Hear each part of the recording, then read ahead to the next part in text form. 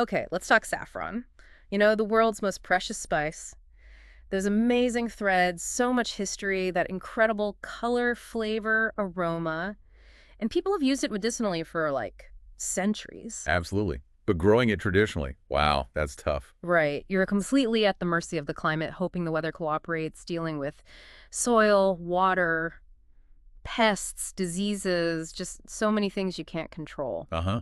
And that's exactly why indoor farming, controlled environment agriculture, is becoming such a promising alternative for saffron. Yeah, you move it indoors, you basically sidestep a lot of those traditional headaches. Exactly. Get to control the environment, potentially get year-round production, something traditional farming just, well, it struggles with. Okay. But even inside that like super high-tech setup, it all seems to come down to something pretty basic, doesn't it? The saffron corm itself. It really does. It's the absolute foundation, the plant's starting point, its energy pack, its whole plan. So, this deep dive is for you, listening right now.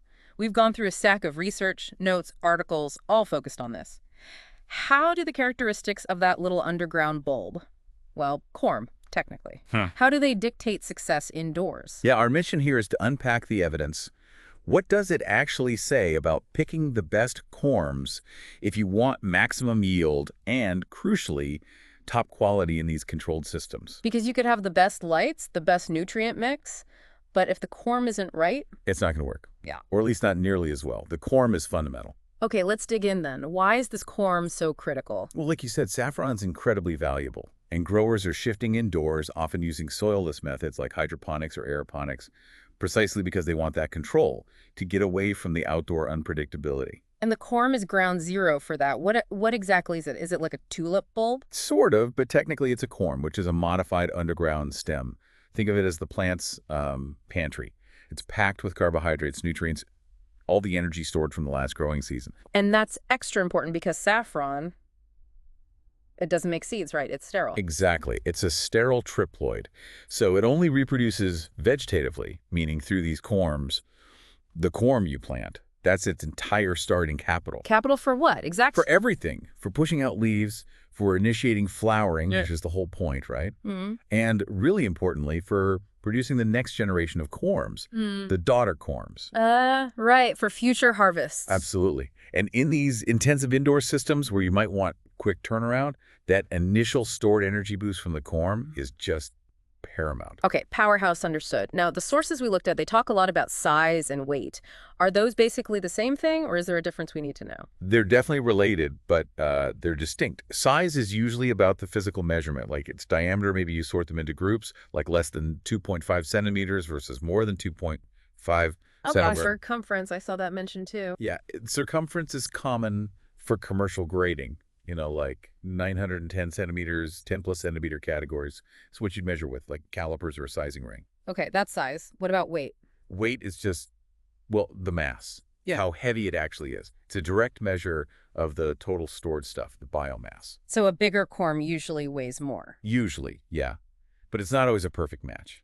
And this is interesting. The research often suggests that a corm feeling heavy for its size is actually a better sign. Ah, density. Right. Exactly. That heavy feel suggests it's denser, probably packed with more energy reserves, maybe better hydrated too. One calculation we saw put plausible healthy tissue density around 1.1 grams per cubic centimeter.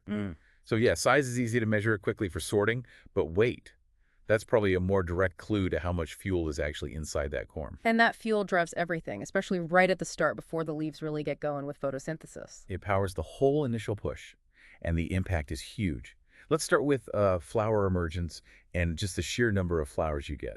Okay. This is one of the most consistent findings across all the studies. Bigger, heavier corms mean the flowers pop up earlier, and you get more of them per corm. How much more are we talking? What did the studies show?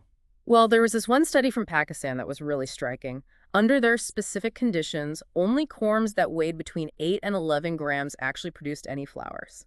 Seriously? Yeah. The smaller ones just didn't flower at all. Nothing. Below 8 grams, no flowers. It really highlights that flowering takes a lot of energy. If a corm is small, its priority is just survival, not reproduction. Wow. Okay, so there's like a minimum weight needed just to get any flowers. Seems so. And then there was another study, this one in Argentina, done indoors in a controlled setting. They compared larger corms, which they called S4, to slightly smaller ones, S3. And S4 and S3 are just their size grades, S4 being the bigger ones. Exactly, yes. S4 was the larger size grade in that particular experiment. And they found the larger S4 corms produced 3 times more flowers per corm than the S3s. 3 times. Just based on the starting corm. Yeah. Imagine tripling your potential harvest right off the bat. And other data we saw, from Poggi et al., showed a similar trend. 10-gram corms averaged about 1 flower, but 20-gram corms averaged over 3 flowers. That is a massive difference. It really is. So the consensus is pretty clear. If your corms are below a certain weight, maybe 8 grams, maybe 4 grams, some sources even mention thresholds as low as 2 grams, they're just unlikely to flower. They haven't got the bankroll. Okay, so more flowers obviously means more potential saffron yield, more threads. Right, absolutely. More flowers from those bigger, heavier corms translates directly into a higher weight of stigmas, both fresh and when you dry them. Did the studies give numbers on that? That Pakistan study did. They reported, let's see, 0.00075 grams of dry stigma weight per flower coming from those 811-gram corms. And another field study over multiple years also found larger corms. The ones over 2.5 centimeter diameter gave higher yields, especially in the first couple of years. Okay, quantity checks out. Size and weight matter for yield. But here's where it gets really interesting, I think, especially for indoor growers aiming for that super premium stuff. What about the quality? Does the corm size actually change the chemical makeup, the potency of the saffron? This is a critical point. And there's one study by Omid Baiji and colleagues that really highlights this. They directly compared saffron grown from 13-gram corms versus 15-gram corms. Okay, not a huge weight difference, but noticeable. Right. And what they found was pretty remarkable. The saffron from the slightly heavier 15-gram corms, it had superior quality. How did they know? How did they measure quality? They did chemical analysis. They measured the key compounds, crocin, which gives the color, picrocrocin for the bitterness, and saffronol for the aroma. The main quality markers. Exactly. And they found significant differences. For coloring power, the saffron from the 15-gram corms measured 1.31, while the 13-gram ones were at 1.261. So measurably higher color from the heavier corms. Yes, and they saw similar, statistically significant improvements in the bitterness and aroma compounds, too. Wow. So it's not just more saffron, it's actually better saffron. That's what this study strongly suggests. It implies there's a deeper connection.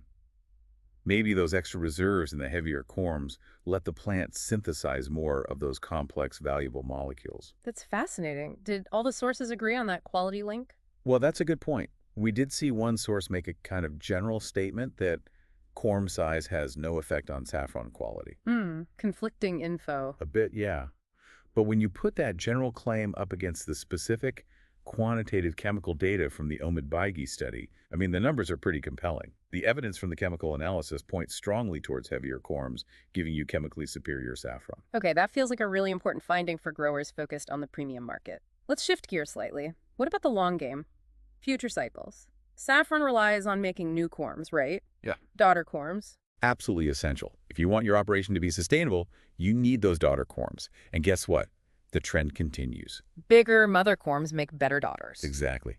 Larger, heavier mother corms are significantly better at producing more daughter corms, and the daughter corms they produce tend to be healthier and bigger themselves. What kind of difference did the study show there? That Pakistan study, again, gave some clear numbers. Remember the 811-gram corms?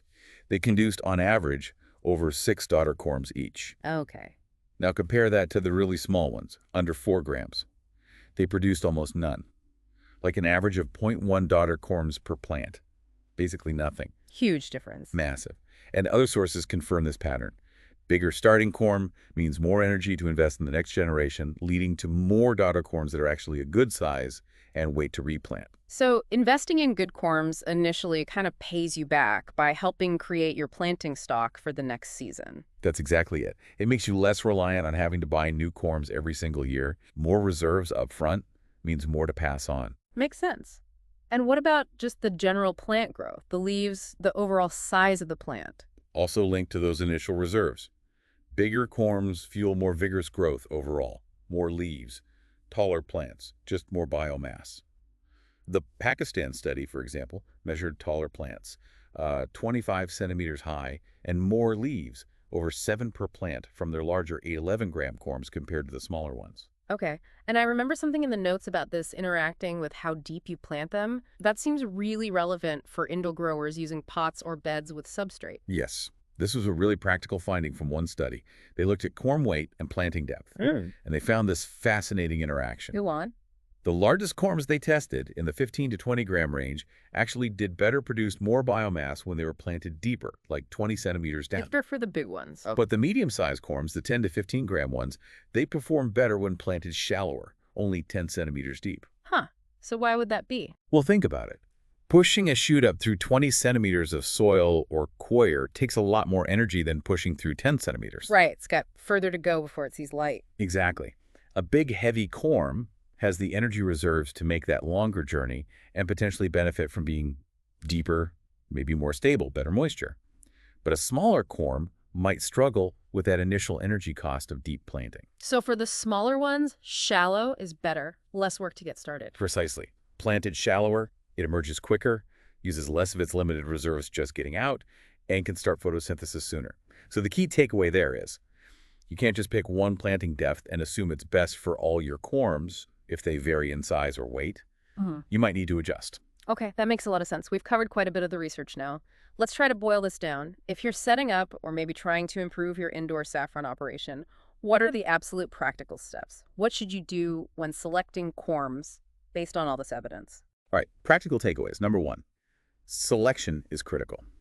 Based on everything, for reliable flowering, you really need to prioritize corms that weigh over 8 grams. That seems to be a pretty consistent minimum threshold. Okay, over 8 grams just to get flowers. What if you want lots of flowers and that top quality? Then you aim higher. Target corms in the, say, 10 to 15 gram range, or even heavier.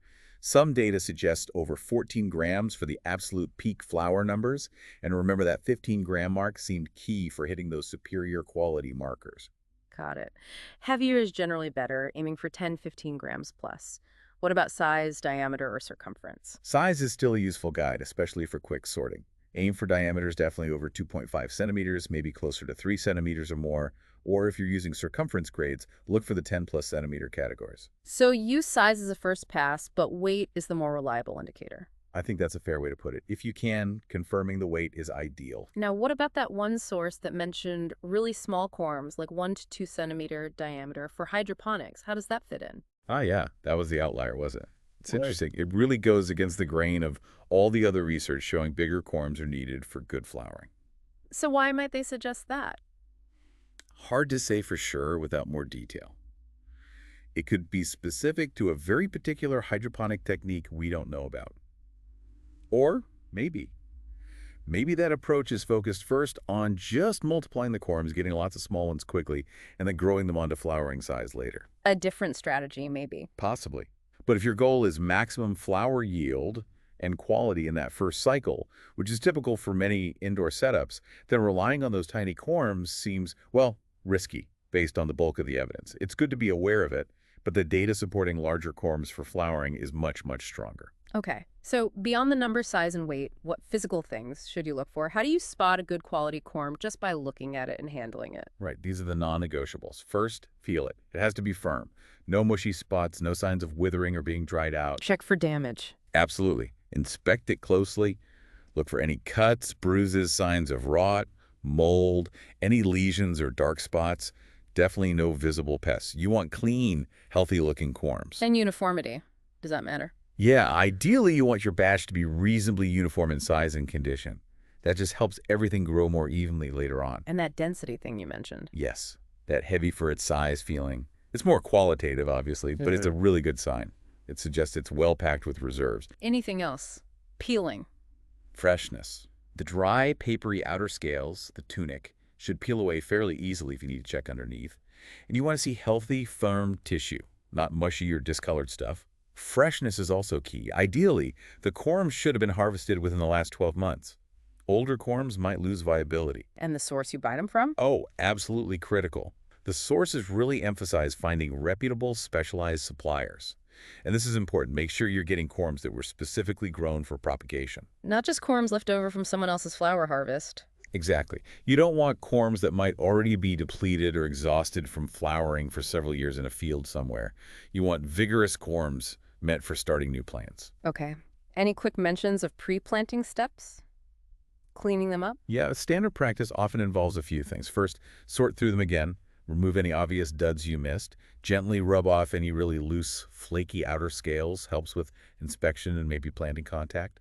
And then a preventative fungicide dip is often recommended. To prevent diseases. Right, especially in a controlled indoor environment where things can spread. Solutions containing things like carbendazine and mancozeb are mentioned in some guides as a way to reduce the risk of fungal problems right from the start. Okay, so you've done your homework. You've selected the absolute best corms you can find, heavy, healthy, firm. But even the best corm isn't going to perform in a vacuum, right? How do these pop-cure corms interact with the actual indoor growing methods? That's the crucial link. You've got the potential, now you need the right environment to unlock it.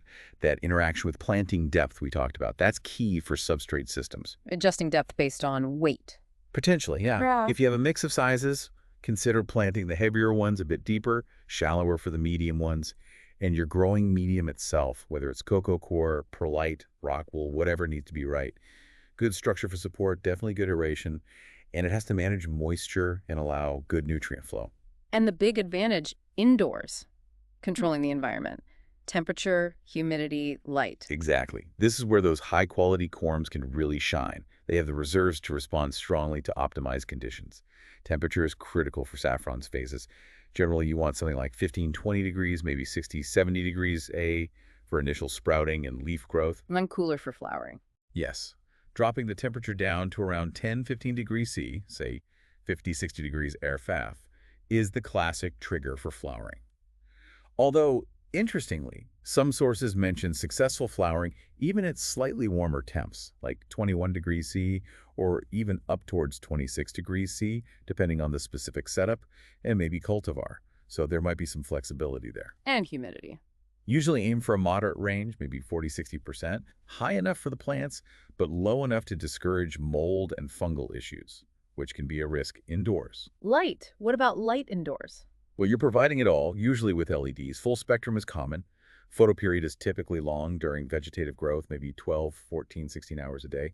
And the research also pointed to some interesting effects of light quality. Like different colors. Yeah, blue light, for instance, seemed particularly effective in some studies for driving biomass production, which includes building up those daughter corms and supporting the floral organs. So targeted light spectra could be another optimization tool. But the main point is, a weak corm can't really take full advantage of all that fancy environmental control. Exactly.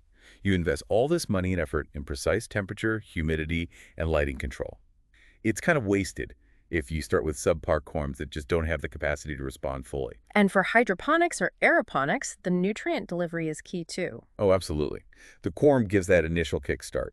But especially in soilless systems where there are no reserves in the medium, you need consistent, balanced nutrient delivery through the water that's fertigation. It's not just for leaves, right? No, it's vital throughout for sustaining growth, for maximizing the quality potential we talked about in the stigmas, and crucially, for providing the resources needed to develop those all-important daughter corms after the flowering phase. A strong start needs strong, consistent support right through the cycle.